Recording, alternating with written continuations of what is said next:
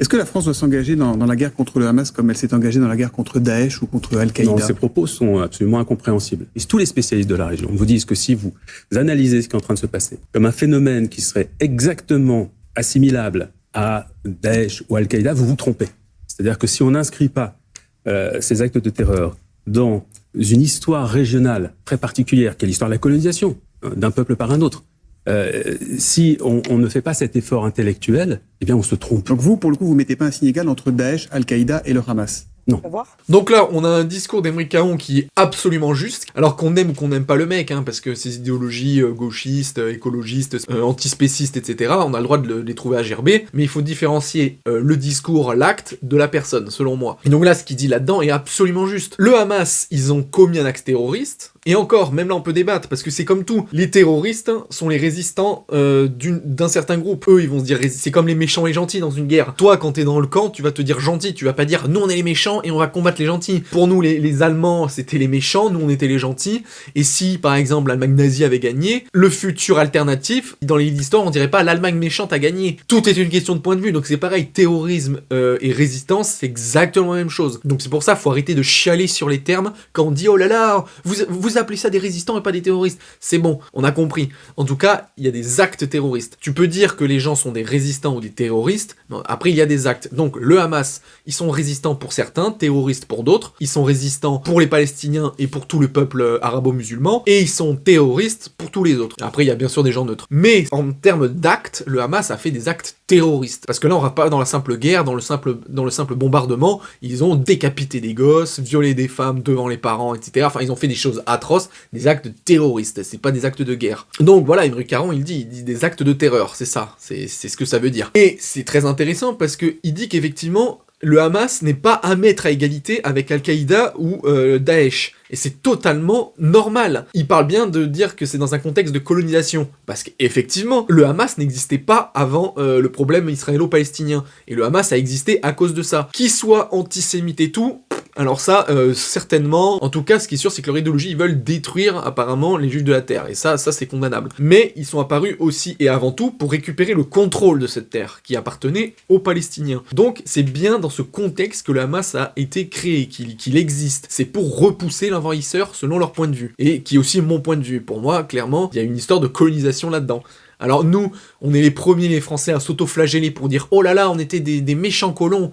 au 19e siècle. Mais là, par contre, ça se passe encore actuellement au présent, mais vu que c'est les Juifs, ils ont la carte Joker, ils sont intouchables, là, on ne parle pas de colonisation, on dit rien. Mais bon, c'est un fait, c'est ce qui se passe. Et donc, effectivement, le Hamas, ils font peut-être des actes terroristes comme Daesh, comme Al-Qaïda, mais ils ne sont pas à mettre à égalité. Le Hamas, leur but, c'est de tège les envahisseurs, alors que Al-Qaïda et Daesh, c'est pas des gens qui ont été créés dans un pays pour dire « Halte envahisseur, on veut rester chez nous et on veut que vous partiez ». C'est eux, c'est carrément, ils veulent diffuser leur idéologie dans le monde et détruire tous ceux qui ne pensent pas comme eux. Donc, jusqu'à preuve du contraire, le Hamas n'a jamais fait ça. Ils ont jamais fait d'actes terroristes dans un autre pays ou un truc comme ça pour dire « On veut simplement vous détruire ». Eux, c'est vraiment localisé dans leur terre. Après, je dis pas, ils sont sûrement potes avec les autres et tout, et individuellement, c'est sûrement des gros connards, c'est des gros connards de terroristes. Mais en termes d'idéologie, tout ça, je suis désolé, c'est pas la même chose. Donc voilà, le discours d'Aymeric Caron, il est parfait. Je suis sidéré. Ouais. Là, je comprends pas. On a l'impression en plus qu'il bafouille un peu. Est-ce qu'il avait anticipé la question, préparé le dossier? Pas sûr. Pour moi, c'est une grave erreur politique. Grave erreur politique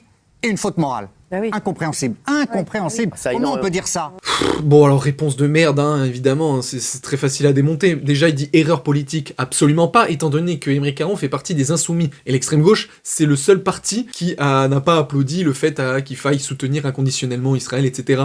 Et qui a plutôt appelé le Hamas comme des résistants plutôt que des terroristes. Donc il est absolument pas dans une erreur politique. Et donc là, le fait qu'ils disent incompréhensible et tout, c'est parce que, bien sûr, ils ont tous le même discours pro-Israël. Bah oui, le discours là qu'il vient de porter et celui que porte aussi d'ailleurs LFI, c'est-à-dire qu'il théorise et explique et contextualise et presque excuse les actes qu'ils appellent des actes de terreur du Hamas, en disant que ça ne date pas du 7 octobre, mais que ça remonte à la colonisation, et donc c'est de la faute d'Israël et des Israéliens. En gros, c'est ça qu'ils disent. Donc on peut évidemment pas souscrire à ça, les bras en tombent. Et voilà, on entend bien le discours, oui, c'est des terroristes, blablabla, bon, ça c'est cliché. Et là, ce qui est marrant, c'est que Valérie Benaïm nous dit bien mais ils ont attaqué parce que leur excuse, c'est que ça remonte à je sais pas combien de temps. L'origine est vieille, mais c'est permanent qu'ils perdent des terrains, qu'ils se font insulter, souiller, etc. Et j'ai envie de faire un petit parallèle, c'est comme la Russie et l'Ukraine. La Russie envahit un pays, prend des terres d'un pays, et nous on est tous là derrière à dire vive l'Ukraine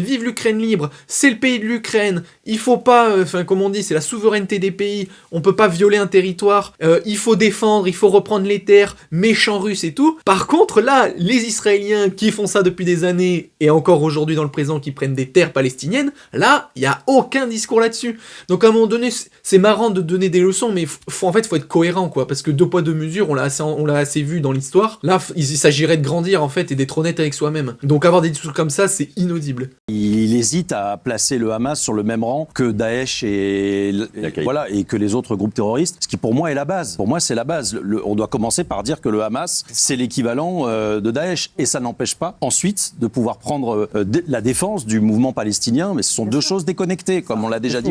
C'est marrant, c'est qu'en fait, il donne une petite leçon en disant oui, c'est la base, le Hamas égale Al-Qaïda égale Daesh. Mais non, ça c'est ton idéologie, c'est ton discours à toi. Et tu vois bien qu'il y a 2 discours, parce que nous, en France, on n'est pas majoritaire dans le monde. Il y a plein d'autres pays qui ne font pas partie de l'idéologie occidentale, qui pensent absolument pas pareil. Et justement, aller dire à certains arabo-musulmans que le Hamas égale Daesh et Al-Qaïda, je pense que c'est même une insulte énorme envers ces peuples-là. Parce que par exemple, prenez les peuples kurdes, les peuples syriens, les peuples irakiens qui se sont fait détruire la vie par Al-Qaïda et surtout par Daesh, allez leur dire que le Hamas sont exactement pareils, je ne pense pas qu'ils pensent la même chose. Et je pense que beaucoup de Syriens, Irakiens, Kurdes et tout ce que vous voulez, qui ont subi et qui ont fait la guerre pour éradiquer Daesh, je pense qu'il y en a beaucoup qui soutiennent le Hamas. Parce que ce sont 2 choses différentes. Je ne dis pas qu'ils applaudissent au viol des femmes et au meurtre des enfants décapités, je dis juste qu'en termes de cause et d'organisation, ce n'est pas la même chose. Parce que le Hamas a toujours lutté pour une Palestine libre. Et je pense que du coup, comme par exemple les Kurdes seraient pour avoir un territoire à eux et être libres, je pense qu'ils sont plus côté du Hamas, même si Hamas n'est pas égal à Palestine. Ce discours de dire oh là là, faut différencier Palestine et Hamas, et par contre faut mettre Hamas et Daesh dans le même panier, c'est n'importe quoi.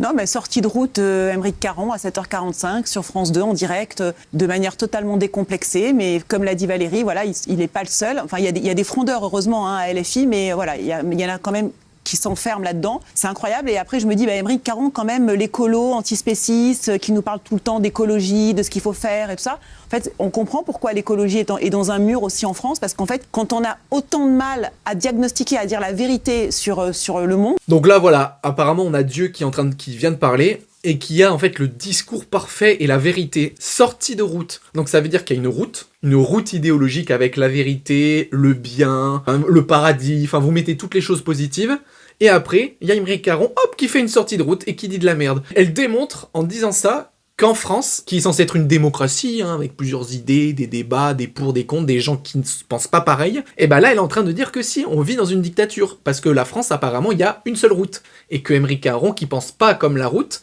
a fait une sortie de route. Là, vraiment, c'est l'expression parfaite qu'elle utilise. Et après, voilà, elle utilise le côté « Oh, pourtant, c'est bizarre, Aymeric Caron, écolo, machin », donc toujours de mettre des clichés, des cases. Et du coup, après, comme conclusion, elle dit « Ça m'étonne pas que l'écolo va dans le mur ». Enfin, vraiment, aucun rapport. Vraiment aucun rapport. Donc voilà, pour conclure, faut arrêter, en fait, de débattre avec cette guerre, tout simplement parce qu'en fait, c'est juste inaudible. Il y a des gens qui vont essayer d'être neutres le plus objectif possible. Concrètement, c'est des gens qui seront ni arabes, ni musulmans, ni juifs, et ni pro un des partis. Et généralement loin géographiquement, pour avoir le plus de recul. Tous les autres, ça sert à rien de les écouter. C'est comme là, en la guerre Ukraine-Russie, les Russes, bien sûr, qui vont être pro-russes. Les Ukrainiens, bien sûr, qui vont être pro-ukrainiens. Là, les Palestiniens, bien sûr, qui vont être pro-palestiniens. Et du coup, le Hamas, qu'on le veuille ou non, même s'ils ont eux-mêmes massacré des Palestiniens dans un certain temps pour prendre le contrôle sur Gaza, tout ce que vous voulez, mais dans les faits, les Palestiniens, ils vont être avec la cause du Hamas parce que le Hamas veut défoncer les Juifs et que les Palestiniens veulent retrouver leur terre.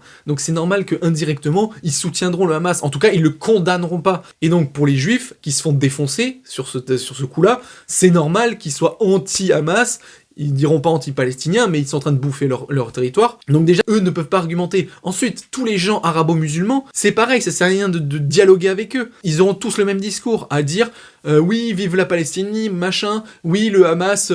Alors il y en a, ils seront un peu modérés en disant c'est pas beau ce qu'ils font et tout, mais voilà, ils sont résistants et tout ça parce qu'ils résistent à l'envahisseur. Et quelque part, ils ont raison, parce que les Israéliens agissent comme des colons. Et ensuite, on a les médias français par exemple, où dans la sphère médiatique, il y a beaucoup de juifs. C'est normal qu'on ait le discours inverse en étant plus pro-Israël. Donc c'est pour ça, il faut arrêter de gober tout ce qu'on entend, que ce soit dans les médias ou avec des gens qui ont des groupes sur les réseaux sociaux qui sont arabo-musulmans, parce que chacun a son camp. Mais le seul point positif, si je puis dire, à cette situation, c'est que on fait que parler, oui, il faut pas importer la guerre ici, c'est que si, on l'importe quoi qu'il arrive, et que je pense que ça va s'empirer. L'idéologie française est pro-Israël, alors qu'il y a énormément d'arabo-musulmans en France, et que du coup, eux sont pro-Palestine, et ça va faire des frictions et des clashs. Et en fait, c'est ça qui est intéressant, c'est de voir en fait la réalité des choses, c'est de voir comment...